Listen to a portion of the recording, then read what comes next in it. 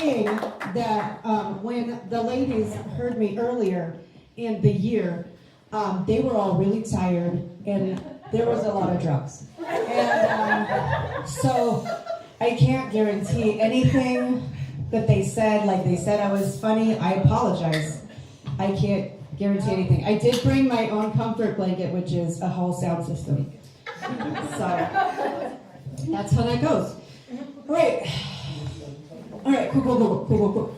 All right, so I am from a very small town in South Dakota, about 700 people, and I was raised by church ladies, and it's all in the Midwest. And if you know any Midwest town and any church lady, they are all the same. It is just the same. They are wonderful, lovely people.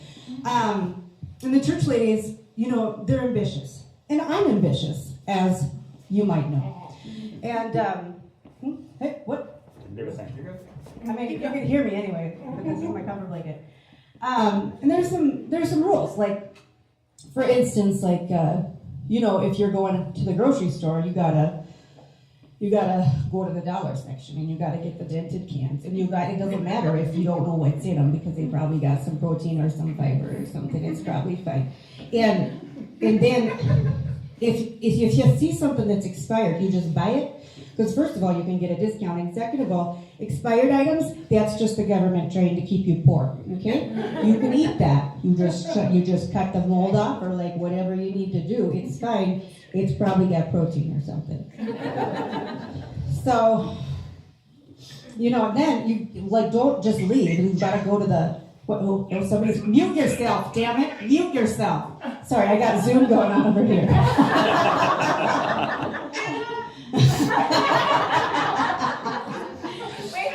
So, I don't know who's in there. I just invited anybody. Oh my God, hi Jess. So, while you're at the dollar store, you got to go to the back section. You go to the whipped cream section, and you get the whipped cream because, first of all, it's fat-free, and you could eat as much as you want. And because fat is the devil. But once you're done with those whipped cream containers, after you're making your pie or you're just eating it like ice cream, it's fine. You gotta save them, because those are your dishes now. So, other things that the Midwestern church ladies are good at, like, for instance, if somebody dies, within the hour, the entire prayer chain has been enacted, and the whole town knows within 3 hours they've already got a whole buffet set up outside. They've also delivered a refrigerator to help with that family so that they can store all of the casseroles. But if you say anything to the church ladies, like, oh, so nice, they will deny it. Oh no, I threw it together. I just had some leftovers. It's just some ham I had in the fridge, okay? It was probably expired. But they're sad, and sad people can eat whatever.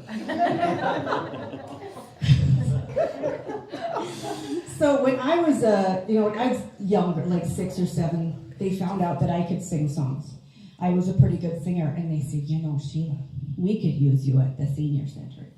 Those old people would really like to hear you sing those beautiful notes. And so I spent a lot of time singing at the Old Folks Center, and then, you know, I'd sing for Betsy's 80th birthday, and then on the way out, Betsy tripped and fell and died, and then I sang at Betsy's memorial service. So I got around. I had a reputation. You know, when I was in middle school, my dad suggested, you know, Sheila, if you played a guitar, you could, like, just go anywhere. Like, you could tour the world with your guitar. And I said, Dad, that's a stupid idea. Why would I do that? And then a couple years later, I get a boyfriend, and he's like, hey, Sheila, you wanna learn how to play the guitar? And I was like, definitely. That's so hot. And my dad's like, I definitely told you that you should play the guitar. I'm like, Dad, you never said that. That never happened. You're ridiculous. Just fair warning, I was not related to this boy. I did actually do a genealogy test. Not related to him, and that does matter. I was related to a lot of people in that town. Still am. I go back often. So a couple years after that, I was 17, and my boyfriend says, hey, Sheila, do you want me to show you how to have sex? And I was like, Yeah, I do. That'd be great. And I didn't just jump into it, because I was raised by church ladies, right? Like, everything's a sin. Everything's a sin, like getting fat is a sin, and having sex or like lustful thoughts about people is a sin, or like, joining a private soccer team or something. Parents wouldn't let you do that's a sin. So I was like, so you do it. So like I was like, well, let me think about this. Like, so if I'm gonna go to hell, what does hell look like? And maybe hell looks like being raised in a town where your ancestors have lived for the last 100 years and being trapped there. So I have arrived in hell. And what's the worst that could happen? Let's try to have sex. Let's have a good time. So I had a good time. And then I was like, I need to be responsible. So I go to my mom, who has never given me the sex talk because that's awkward. And we don't have feelings. Oh, we lost the service. Can you fix that one? So I pulled my mom aside. She was probably in like a business meeting or something. She was like, in the 90s, she was a financial advisor, so she had like a big deal job. And so I pulled her aside. And I was like, hey, Mom, listen, me and the boyfriend are having sex, and face is just like, and I was like, yeah. It's happened. And I need birth control, so I have to have you sign, like, some paperwork so I can get birth control. And that was her emotions, you guys. She's never had them before. So we go to the pharmacy, because she didn't really have a choice. Like, what am I going to do? Call my boyfriend's mom? She is the church president. So I get my appointment, and I get my prescription. We go to the pharmacy. I hadn't thought this all the way through as a 17-year-old girl. And we get to the pharmacy, and my mom on every committee in the whole city, like in the whole county, right? She's on the hospital board and the school board, and she's on the city council and the library board and you name it. She's on the board. And so we get there, and Pharmacy Fred's like, well, hey, Barb, how's it going? How's little Sheila baby doing? Oh, Sheila. You got a little tum-tum? Little tummy? You need some, what do you need? You need some antibiotics? She's like, Fred, you're not going to believe this. Sheila's having sex. I swear to God, the whole Pomida could hear it.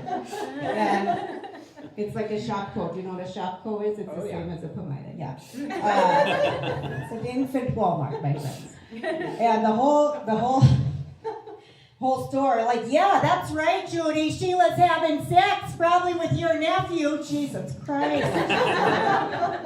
So, pharmacy friend, oh goodness, he's there, he's embarrassed, and Mom's embarrassed, and she's just taking her feelings out on the world. And what's next? What's next, Sheila? You gonna stop singing for the senior citizens because you're too busy having sex? You're gonna stop, like, what are you gonna do? You're probably gonna register as a Democrat. And so, pharmacy friend said, Barb, that's not gonna happen. That's not gonna happen on my watch, for God's sake. Let's just get her the birth control, keep her from getting pregnant this week. We'll get her off it by 22, for sure. She'll be ready to go, but definitely no Democrats in this town. So that's when I found out that being a Democrat was a sin. I definitely registered as a Democrat. My dad's still mad about that. So, ambition, there's a lot of ambition in my family. My mom, like I said, she was a financial advisor in the 80s and 90s. And so she had to live in a totally different world than we've had to live in. She had to live in a man's world. Like they only took her as seriously as her shoulder pads would go. She was fucking serious too. So she was a very ambitious woman. I thought we were dirt poor until I was filling out my FAFSA paperwork. And I was like, I sang to the seniors and then funerals, and I did all these things, and I did not put the birth control thing down. But and they came back and they're like, we're not going to give you any money. You guys, you're fine.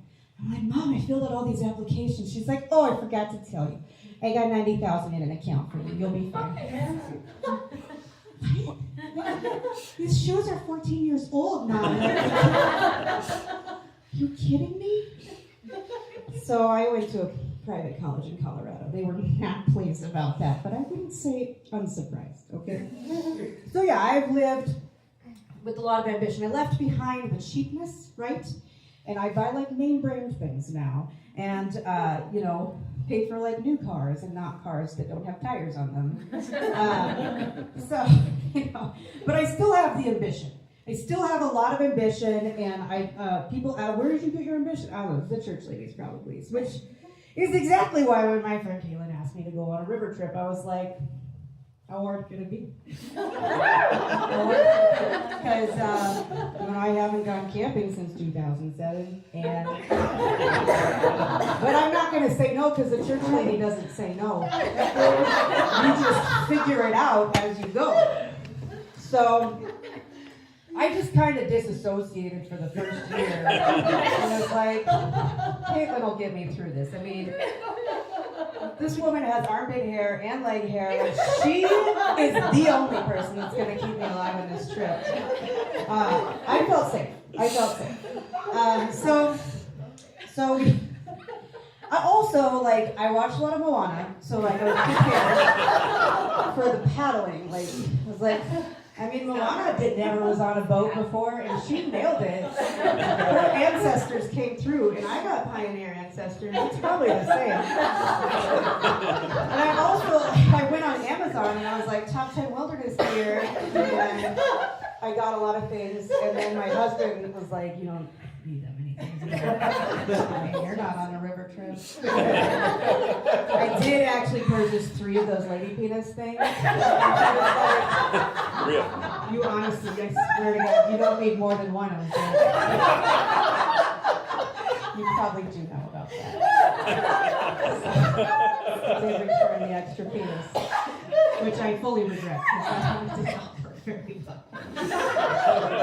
So day one, you just fake it till you make it, right, guys? You just fake it till you make it. That's how the West was run, okay? That is how the church ladies made everything work. So day one on the river trip, it's getting real. I've repacked my bag 14 times, and just keep asking Caitlin questions, and then feel like Caitlin maybe has too many questions, so I'm just asking Kate questions. She's like, oh my. Okay, it's fine. It'll be fine. So we get on the river, and the first day, was it MC? Was it MC, or did you go out and give us instructions on the paddle? Talk. Yes. Oh yeah, paddle talk. So we get a paddle talk from Beth, and I think I was the only one paying attention. I was like, okay, I agreed to go on this river trip. I'm gonna fucking conquer that river. Okay, number one, I'm gonna pay attention to who knows how to paddle, and I got my see. My leg hurts. And I'm ready to go, right? That's all I gotta know is how to paddle down this river. And so the first day I get paired with Lauren. And I met Lauren a couple of times, and she's super great. She seems nice. She seems like a nice girl. And so I'm like, Lauren seems strong. She seems like she knows what she's doing, okay? She seems like she's gonna be a good teammate for me today. We are going to conquer this fucking river today. And so we get on the boat, and we get to the middle, and I'm like, I'm in the front, Lauren's in the back, right? And I'm paddling, and we're just kind of spinning. And then the river takes us, and then we hit the little sandbar. And I turn around to apologize to Lauren because I was such an idiot. I didn't pay attention enough to Beth. And I turn around, you guys.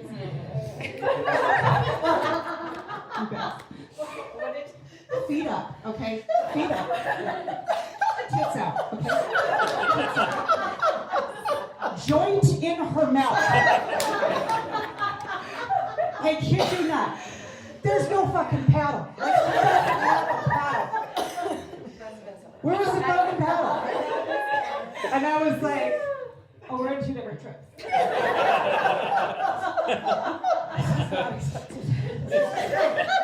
But you know what? I'm an ambitious woman. And I can just do it myself. And so I did. So 15 miles. I think she found her paddle eventually. We got to where we needed to be. We probably weren't last.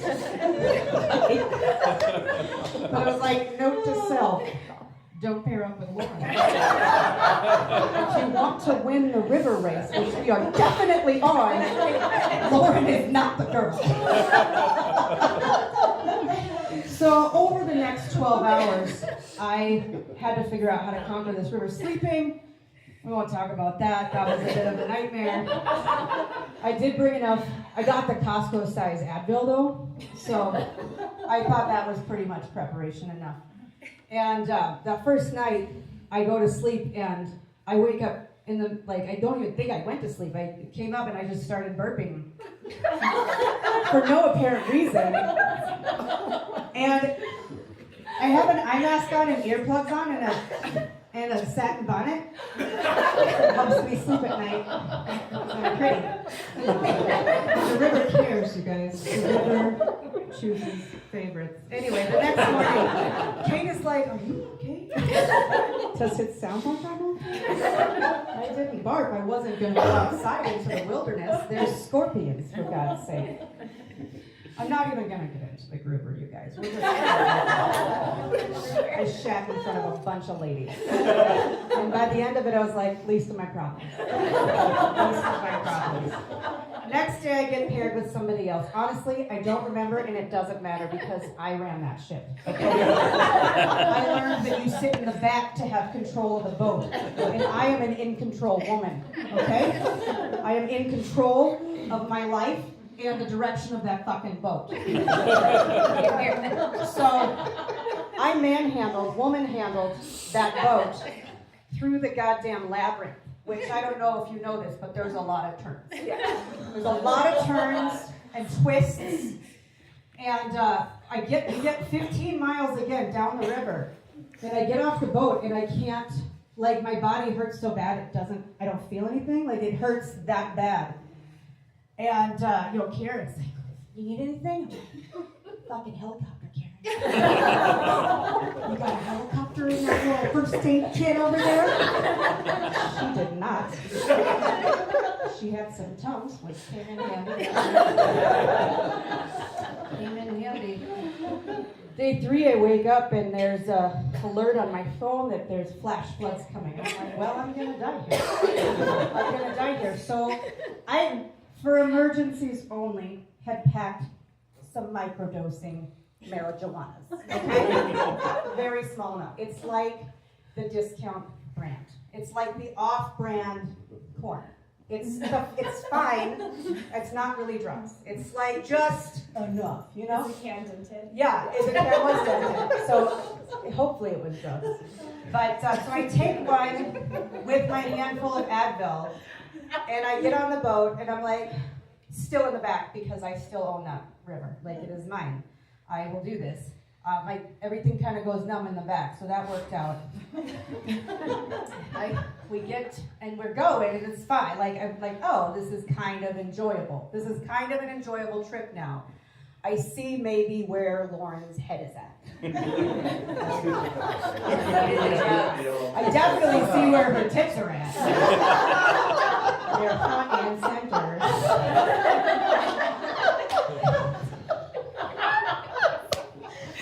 I could work on Maggie too, but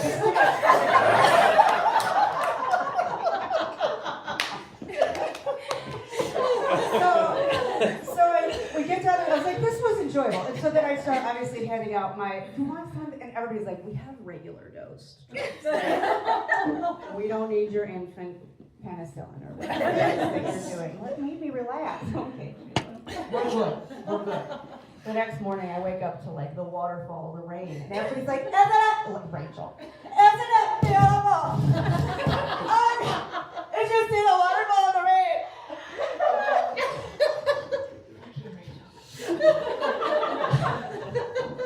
Isn't it so beautiful out here? The goal is the end, okay? And if we don't get to the end, it doesn't matter. We're gonna die here. So I took 3 of my little microdoses, which I think is actually multi-dosey. I couldn't do math at that point. Couldn't do math, but that was great. That was a good day. And then I had the best time. I think it rained that day. I don't know. It was like I was on a river trip. Me and Tits Out Lauren are like, let's do this. I didn't do anything, I swear to God.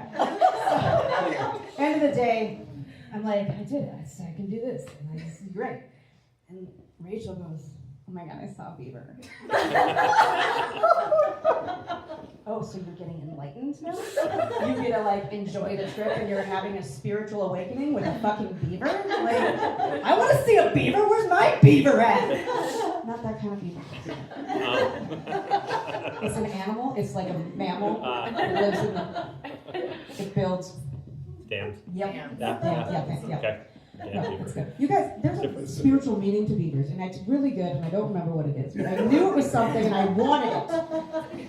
So now I'm high as a kite. I'm looking in the bushes for a beaver while owning that canoe, okay? I can do this. I will find my beaver.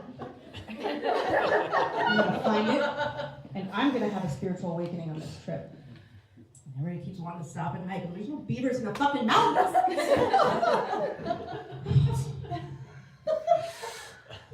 So,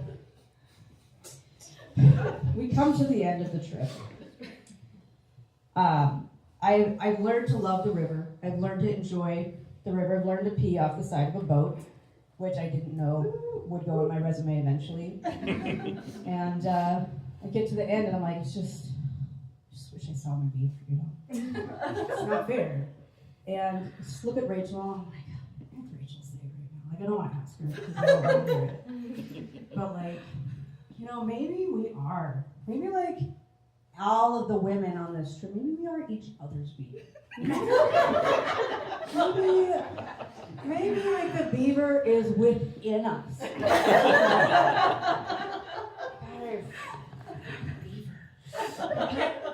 we are that fucking river. And I'm the fire goddess. Like, I didn't have to tell you about that. I just